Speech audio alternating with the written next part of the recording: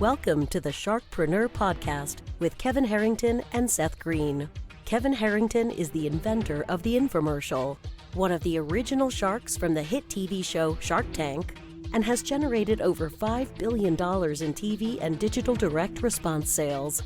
Seth Greene is the world's first trusted authority on cutting-edge direct response marketing, a best-selling author, and the only 3-time Marketer of the Year nominee. On the podcast, Kevin and Seth interview Sharkpreneurs who share straight talk on what it takes to explode your business. Why do so many businesses struggle while others seem to explode overnight? Do you wish you had the secret to this type of exponential growth? Now, I've scaled more than 20 businesses to over $100 million, and it's not just luck. In my new book with Mark Tim, Mentor to Millions, you'll learn the repeatable framework I use in all my business ventures for massive success. Order at kevinmentor.com and get over $1,000 in bonuses. Head to kevinmentor.com. Welcome to the Sharkpreneur podcast. This is your co-host, Seth Greene. With me today is Ryan Coon. Ryan and his co-founder developed the idea for their company Avail on a napkin that now solves the needs of thousands of landlords and renters. Avail is creating a better rental experience for both landlords and tenants. Ryan, thanks so much for joining us. Yeah, thanks so much for having me, Seth. Excited to be talking with you. All right, so let's go back in time. I know you weren't always the co-founder of Avail. You actually, I believe, left a high-paying investment banking job. So let's start with that. Yeah, that's exactly right. So I originally grew up in the northwest suburbs of Chicago here, went to school in the Midwest, studied accounting and finance, moved up to Chicago in 2007. So right before the whole financial thing happened, took a job really working as the grunt, working low man on the totem pole at an investment bank, working the crazy 80, 90, 100 hours a week. Looking at the flip books, crunching the numbers. You got it. So did that for about 4 years before saying enough's enough, and set out to really build a business and start from scratch. Awesome. So I know you didn't just start from scratch, like you did some other things. You travel. I mean, talk a little bit about the adventure. You had some adventures before you started Avail. Yeah. So left banking, and I was pretty sure what I wanted to do because I had been a landlord myself. I knew the ins and outs, the pains of managing rental properties. But before deciding to start to learn to code and all of that, I did spend about 6 months traveling through Europe, Asia, the Middle East, and just saw different parts of the world that I was always interested in, curious in, had some crazy experiences, but then eventually came back, made my way back to Chicago, connected with my co-founder, Laurence. And that's when we really decided to buckle down and start building what is now Avail. Okay, so you mentioned that you had been a landlord yourself. Talk a little bit about some of the pain you were experiencing that ultimately inspired Avail. Yeah, so here in the United States, there's about 48 million residential rental properties. About half of those units are institutionally owned, they're professionally managed, they've had software available for them for years.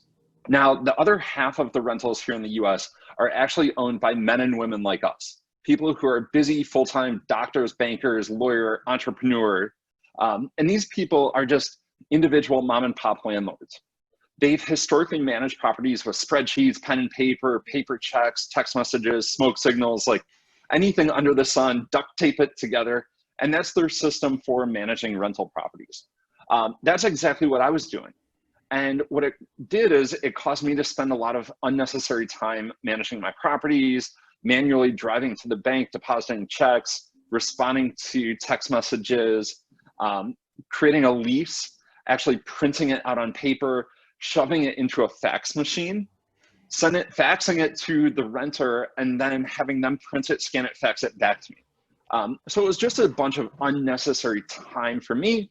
And then it trickled down and it caused a poor experience for the renter living in the property. So that's really what we set out to solve here with Avail. Okay, so you went from investment banking to vagabond, taking some time to travel the world, and then you come back to the US and say, hey, let's solve this problem Yet at the time, again, you had investment banking experience, no software, no coding, no SaaS experience. So talk a little bit about your learning curve. Yeah, I mean, I was really proficient with writing formulas in Excel, but actually writing software code, actually building a product that eventually became Avail, had zero clue, like, how does that actually happen? So I enrolled in a boot camp, so a Ruby on Rails boot camp way back in 2012, before it was the cool thing to do. I was part of this small boot camp, spent about 6 months in that boot camp, and then an additional 2.5 years sitting down with the David Hartle Ruby on Rails tutorial book, like understanding how software comes to be, built countless Twitter clones. And then eventually, my co-founder and I, we were fortunate through a lot of blood, sweat, and tears to be able to cobble together the minimum viable product for what is now Avail. Okay, so you taught yourself how to code as best as you could with no previous experience. You then took the flying leap into the unknown and built something that you hoped would solve a problem that you had. How did you start marketing that? How did you get the word out? How did you get your first wave of beta testers? Talk a little bit about the initial launch. Yeah, so the initial first 100 or so landlords, they were mostly friends and family. They were people that we knew, or like second and third degree connections that we were able to, go out and shake their hands and meet with one-on-one. But after that was admittedly where we failed as entrepreneurs. Like, that was our biggest mistake. We made the mistake that every first-time founder makes, which is we believe that if we built a product that would solve our own problems, that other people with same problems would come. We very quickly realized that's not the case. And that's when we had to really sit down and look in the mirror and say, look, we learned how to code. We can either figure out how are we going to get customers, or we can pack it in, we can go back to a corporate job. So that right around that time is when we really kind of almost serendipitously stumbled upon the power of content marketing, the power of building a brand, the power of SEO, how to manage AdWords campaign. I mean, so it was a lot of trial and error. Fortunately, we made it through that period, but I would advise anyone in the audience here, Seth, to not do what we say, but not what we did. Understood. Now, did you fund Avail, the initial development yourself, or did you receive investment capital? So the initial build of the product, Laurence and I, we had been lucky. We had saved up some money from our careers in banking, and we intended to invest somewhere, call it $50,000 to $100,000 of capital into building this business. And of course, you started with sweat equity as well. Yeah, the sweat equity, but in a weird way, we kind of did that calculation of, look, we could take that 50 to 100 and we could pay someone else to build the product for us, or we could essentially use that as like our salaries as we were developing the product. So that's what we did. We paid ourselves a meager, couple $1,000s a month just to afford ramen and mac and cheese and stuff. But through that period, we built the product, and then we got it launched. We had a little bit of capital left to test some marketing things. And then we eventually did raise some outside capital. And then to date, we've raised about $9 million in outside capital to continue building and accelerate the growth here. All right, so obviously that's some rocket fuel. So you did the initial launch with people that you knew or somehow were connected with, and then started hey, we got to do some of that paid marketing, organic marketing. We got to get people to find out about us. What did you learn from those first 100 users? Talk about the lessons there. Yeah, well, what we realized there is there's a lot of software products out there on the market. I mean, even other people that we compete with today. And what we really found through those conversations is that landlords don't necessarily want another set of tools. They don't want software. What they actually really care about is what all of us care about. It's that personal connection. It's that customer support. It's the hand-to-hand, if my renter makes a payment and I was scheduled to have a deposit to my Chase account, but I closed that Chase account to open an account at Citi, and those funds are out there floating around in cyberspace. Like, I need to talk to a human because that's $3,000 that I need to make my mortgage payment. And I want to talk with someone and get this straightened out now. I don't want to send an email and wait 72 hours for a response. And so what we quickly realized from those first 100 users was the power of customer support. And that's something that we've actually leaned into more and more over the recent years as a way to really differentiate ourselves from anyone out there on the market.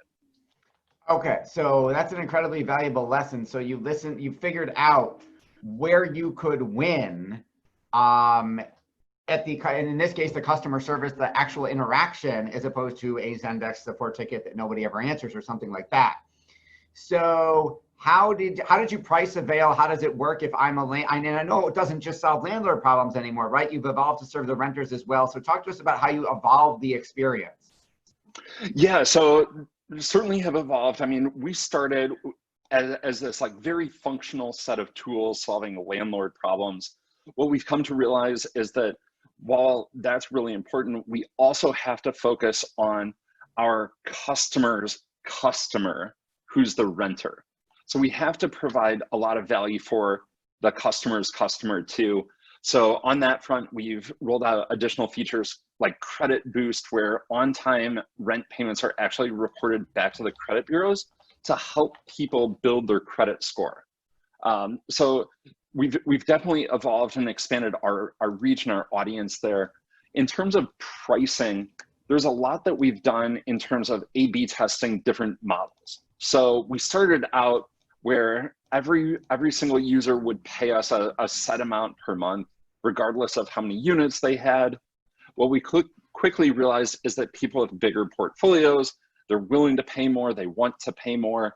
And where we've actually been lucky to evolve into is where we now have a freemium model. So similar to like a Slack or a Zoom, where owners, regardless of how many units they have, they can use our product for free. If they want premium features and premium functionality and additional customization, they can decide to pay us a small monthly subscription of $5 per unit per month. Okay, so you followed a well-established pattern of freemium to paid. So that's obviously very well-traveled in the membership and SaaS space. So let's talk about that a little bit. What percentage, if you don't mind sharing, of your base is freemium versus paid? Yeah, so today I would say about 90% of landlords who use our product use it completely free. Where the landlords don't pay us anything, roughly 10% will convert into a paid subscription. We feel really happy about that. That compares, I know for Dropbox, for example, it's like 4 to 5%. So feel pretty good about where you've got a good metric on the conversion side. For the 90% that are free, are there other ways that you're monetizing them? Yep. Yeah, so there are some additional ways that we monetize those. So when payments are traveling through our system, so each month we process tens of millions of dollars in rent payments, there's some small convenience fees. So you made yourself the banker in between. Very nice. You're the toll barrier. Yeah, and one of the other things that we've done is we've expanded beyond just the nuts and bolts of managing properties into things like insurance and cable and internet services. So when a renter is you moving, were a referral source, obviously, in every local market, there's affiliate commissions on all of that. Very smart. Yep. So in addition to that subscription fee paid by landlords, there's also some additional revenue drivers for the business. That's awesome. I would imagine. So I can't turn my marketing hat off now. So you've got not only the paid model and then the normal affiliates that you would think of what a renters want. They want insurance, cable, phone, utilities, stuff like that. I would imagine, because of the size of your audience, that there are other vendors totally unrelated to the traditional real estate space that might want access to and pay for advertising to that list. Do you offer that? We don't today. How many renters are you serving across your network? Yeah, today there's about 480,000 renters. Wow. Okay, so that's a darn good list size. Yeah. Can I be your first advertiser? And the renters, what's interesting about them is they're spread across about 20,000 zip codes nationwide. We've got a lot of really interesting information on who they are, where they live, and a bunch of other. Exactly where they live. Yeah. We know where you live. So are you, so then let's talk about the communication. So what type of touch points and touches do the renters get versus the landlords get? And then how does that ascension model work where, I'm going to make like 4 questions in one. So I'm going to do one at a time. So I'm a landlord, I'm using your service for free. And I'm happy. How do you get me to upgrade to paid? And what type of marketing do I get to convince me to switch? Yeah, so this is an area we've increasingly spent more and more time in an area that we call product marketing, where it's once a landlord is set up, they're happy, they're using the product. How do we emphasize more value that they could get by upgrading? So we do a lot of in-app notifications. We do some emails.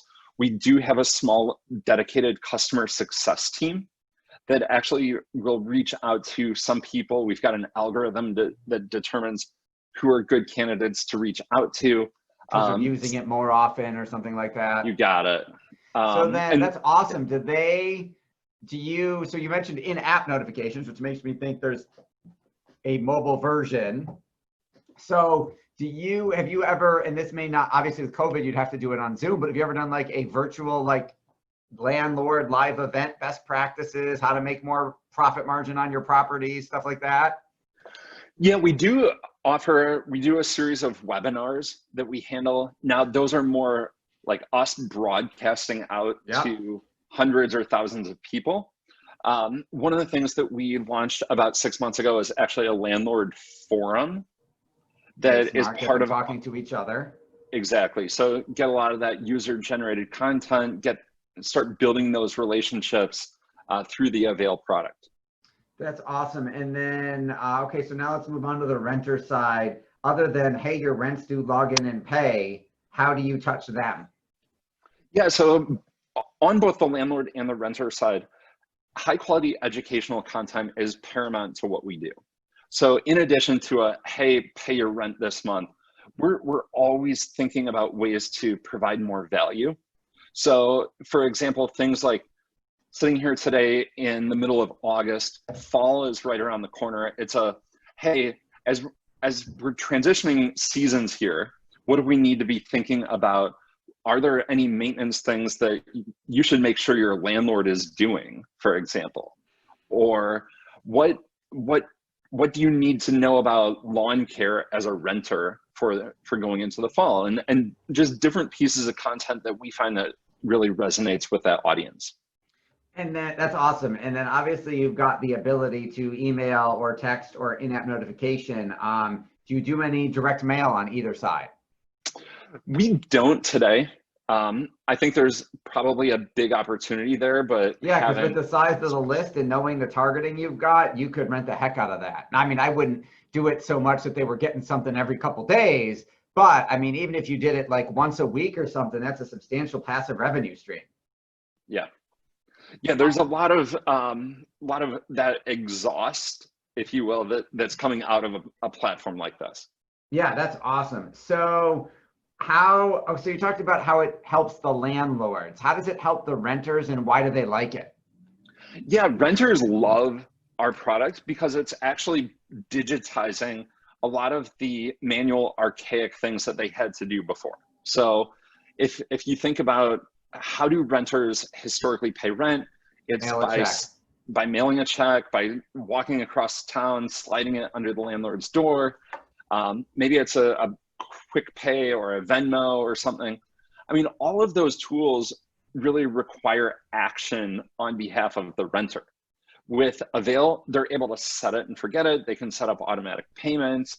They can build their credit history, so they can actually improve their credit score by paying rent through Avail. We make sure that segues into, should we have LifeLock as an affiliate partner? Should we have a Rocket Mortgage as an affiliate partner? Yeah, I mean, there's a lot as you start thinking about the journey from rentership to home ownership. Sure, they get married, do they have kids, the whole life cycle. I mean, you could follow them forever. I mean, there's so many ways to monetize that. That's awesome. So this is the way it looks now, and obviously you guys are crushing it, and that's awesome. But you took a flying leap into the unknown and left a high-paying dream but slave job, because that's what investment banking is until you survive the 5 years, don't have a heart attack, make associate, get to carry the flip book, all that. Obviously, I know we've done it because I speak the language, the pain of the language. So talk about the decision to go, oh my God, I'm jumping off without a parachute. Yeah, for me personally, I've always believed that I'm best when I'm learning new things. And that for me was the deciding factor to leave banking was, hey, I even made it past the analyst years, made it to associate. And I'm like, I'm still doing the same stuff that I was before. And so I wasn't learning. And that's when I really said, it's time for a change. Started thinking, okay, I'm sitting here, I'm in my late 20s. What do I want to learn next? What can I learn? What am I passionate about? And so for me, it didn't really feel like that big of a jump because I felt like I was always in control in a way of making my decisions. I knew that if I worked hard and put my time and effort and blood, sweat, tears into something, that it would work out, would pay off. That is absolutely awesome. Incredible success story, incredible journey. For our folks who want to learn more about everything Avail, where do they go? Yeah, they can head over to our website. It's avail.co, avail.co, avail.co, or we're also on all the social media channels at Hello Avail. Awesome. Well, this has been Seth Greene with Sharkpreneur here with Ryan Coon of avail.co. Ryan, thank you so much for joining us. Yeah, thank you again, Seth. Thanks everybody for watching or listening. We'll talk to you next time. Do you need money to fund your idea, product, or service? Are you ready to take your business to the next level, but need capital to get it done? Kevin Harrington has heard more than 50,000 pitches and knows how to help you make the perfect pitch to get the funding for your entrepreneurial dream. He's distilled the process down in his perfect pitch cheat sheet, and it's yours for free. Just text PITCH to him right now at 727-888-2100. Text PITCH to 727-888-2100 right now and claim your free perfect pitch cheat sheet. Text PITCH to 727-888-2100 to start funding your dream today. This show has been produced by Market Domination, LLC. To discover how you can have your own show completely done for you and turn it into a real published book and become the authority in your marketplace, go to www.marketdominationllc.com/podcast offer.